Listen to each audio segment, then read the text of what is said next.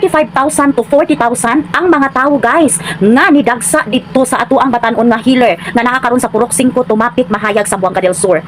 Oh my God, grabe kadaghan guys. Tungod kay karon na lang, Friday or Biyernes, October 10, 2025, ang last nga gihatag nga panahon sa Department of Health para sa ato ang healer nga manambal siya no sa iyahang mga pasyente. Tanawan ninyo ni nga video guys. Gi-interview ang atong healer sa DXPR. O sa among distoryahan uban sa mga mayors o sakop sa DILG, LGU o doctors, magud ang ilang distorya nga karon lang gidaw ko taman dol. Di gipatawag ko dol. So gipatawag ko dito nga mo na ana dire karon lang gidaw adlaw ko taman. So dili na ko kaya dol sa kadaghan sa nangabot almost 35 to 40,000 ka mga tao ang nangabot karon. So ang gisakop sa parking nga area dili lang kini nga barangay kundi 5 na ka barangay ang gisakupan sa parking sa mga tao sa nagkalain-lain nga mga lugar nga gikag Manila. Sakop sa Pilipinas dol sila dire tanan. So dili magid nako makaya ni og tambal. Ang ilaha manggod nga namasin sila dol nga maayo sila dire. Okay.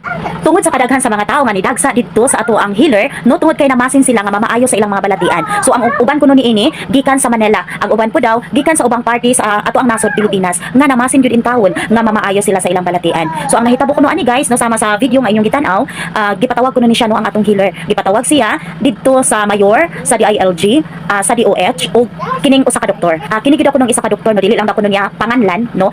Kini ko nung isa ka doktor ang nagdumili gyud nga dili siya napatambalon no kay giiskwilahan ko no sa mga doktor. Unya siya wala siya iniskwilahan about ani medical nga panambal no. Nga dapat mo iskwela pud siya no sama sa pag-eskwela sa doktor. So mo nagingon sa DOH. So matud pa wala gid ako gitumbok no kung unsa gyud rason ngano nga paundangon siya. Nga ang iyaha lang man kuno nga igo lang siya maghealing. Wala siya mga resita nga tambal or mga dextrose or unsa ba kundi ang iyaha is purely healing.